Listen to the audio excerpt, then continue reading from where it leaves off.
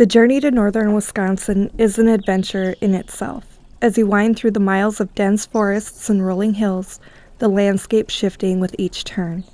As you cross over the state line, the air grows cooler and the scent of pine fills the breeze. The roads are quieter here, and small towns dot the horizon like relics from another time. You find yourself heading to a particular town. Its rich history of stories of early settlers, indigenous cultures, and eerie legends that haunted the area for centuries. As you approach the town, you can't help but feel the weight of its past, the mysteries of the forgotten, ears lingering in the cool, still air. The quiet beauty of the town is matched by only the sense of curiosity that stirs within you, eager to uncover the secrets and stories that have shaped this place.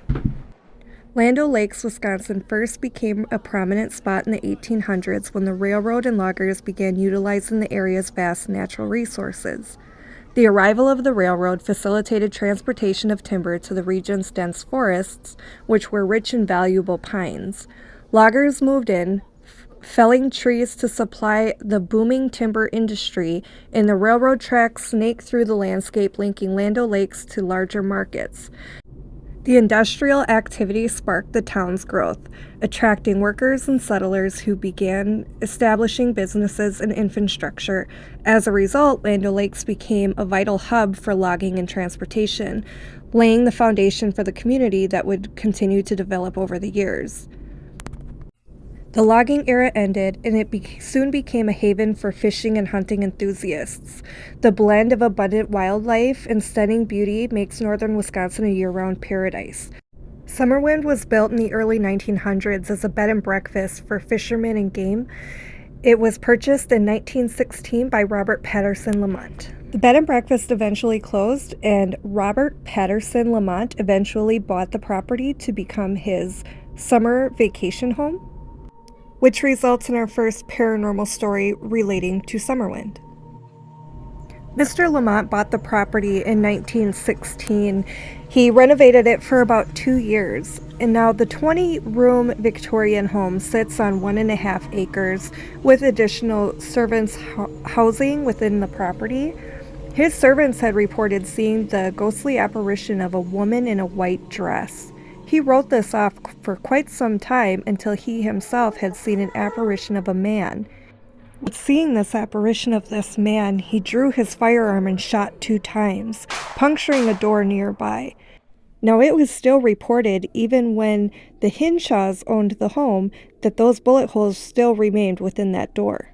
Reported that Robert Lamont had fled the home at this point. After his paranormal experience, he abandoned the home, but reports can kind of conflict with each other. Now, Summerwind was very hard to get to. With it being so far and deep within the woods themselves, the roads were treacherous. If it rained, it was very difficult to get through the mud, as well as deep snowfall, which prevented people from getting there.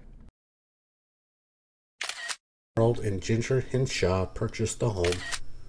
Ginger immediately fell in love with the house, and the family moved in and immediately began renovations. Over time, Ginger became obsessed with restoring the home to its former glory. Arnold, however, became withdrawn and recluse. As Ginger was busy working on projects, the children in the home started experiencing paranormal activity. As Ginger was busy working on projects, the children in the home started to begin having paranormal activity immediately upon moving in. Arnold's behavior drastically changed from a loving father and a husband to someone that family avoided and feared. Ginger recounts in a 2005 episode of the TV program A Haunting that her husband became obsessed with playing an old organ at all hours of the night. Ginger also saw the ghostly apparition of a man and often heard her name being called out when no one was home. Their children heard strange voices, saw shadows, and overall felt unsafe in the home. The ghostly experiences were tearing the family apart. Arnold suffered a nervous breakdown. Ginger suffered a mental health crisis, which resulted to her reaching out to her father for help. Ginger and the kids left the home and it was sold. Raymond Bobber, Ginger's father, visited the house again when his son Ray returned from Vietnam. Ray and Raymond purchased the home from the new owner who wasn't living in the house. Raymond Bobber, Ginger's father, visited the house again when his son Ray returned from Vietnam. Ray and Raymond purchased the home from the new owner who wasn't living in the house to turn it into a bed and breakfast. Raymond lived in a trailer on the property as renovations began, although he couldn't find any workers that would come to the house to work. Bober claimed that the locals believed it was haunted, which is why they wouldn't come. Marv Balusik, a local author, stated, "The locals never believed it was haunted or a paranormal hotspot." In 1979, Raymond Bober wrote a book under the pen name Wolfgang von Bober. The book, A Paranormal Experience, The Carver Effect, believing the home was haunted by famous American explorer Jonathan Carver. The book sells today for nearly $400.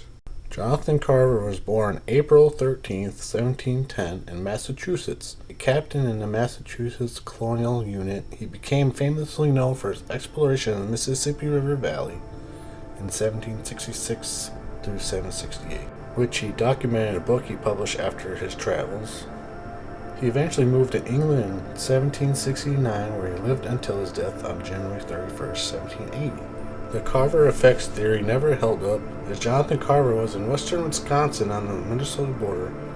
His name is a keepsake to Carver County, Carver Township, and the Chaska area of Jonathan Carver Road in Minnesota, but his explorations never reached the North Wisconsin Territory West Bay Lake.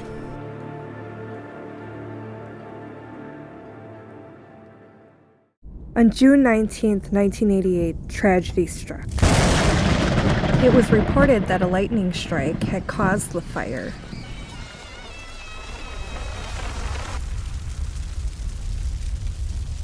The entire house was burned down. It was vacant at the time, so there were no casualties. The fire department responded and was able to put out the flames before any additional damage to the surrounding woods.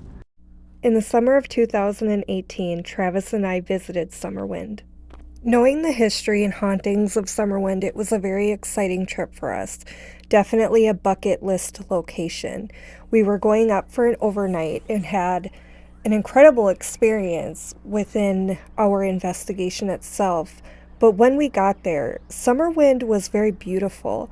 It was very serene and tranquil. It definitely gave off a very peaceful vibe. I didn't personally have any sort of negative experiences or felt any sort of negative energies. It was very zen. Nature had really reclaimed the property within itself.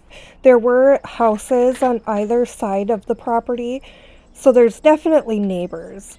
The shoreline to West Bay Lake, it's very hard to see with a lot of the trees.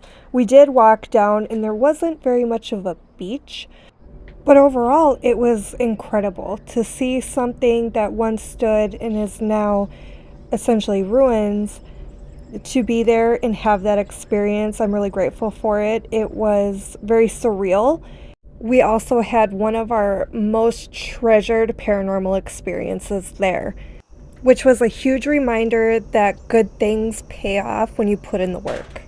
But when we first got there, it was kind of cool to see. It was just like a chimney, some like cellars, and that was it. Everything else was pretty much gone.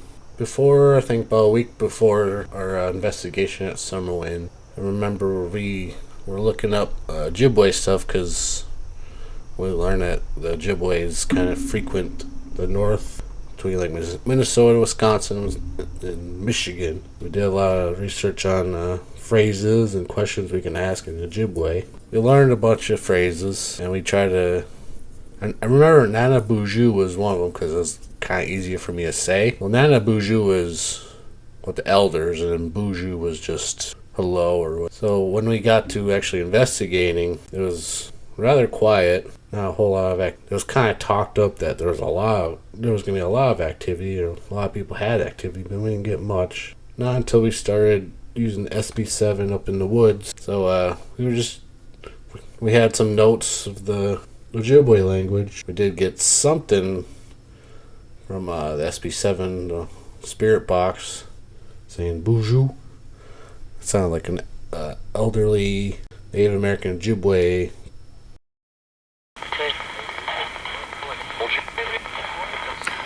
I heard it. What was it? Bonjour.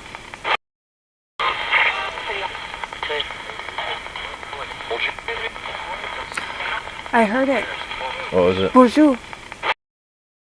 The Victorian house stood proudly for 80 years, its grand architecture a testament to the bygone era, with intricate woodwork and large arched windows that seemed to overlook the land.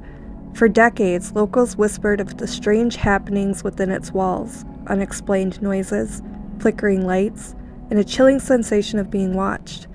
Some claimed to see the ghostly figure through the windows at night, while others spoke of the eerie footsteps echoing in empty rooms.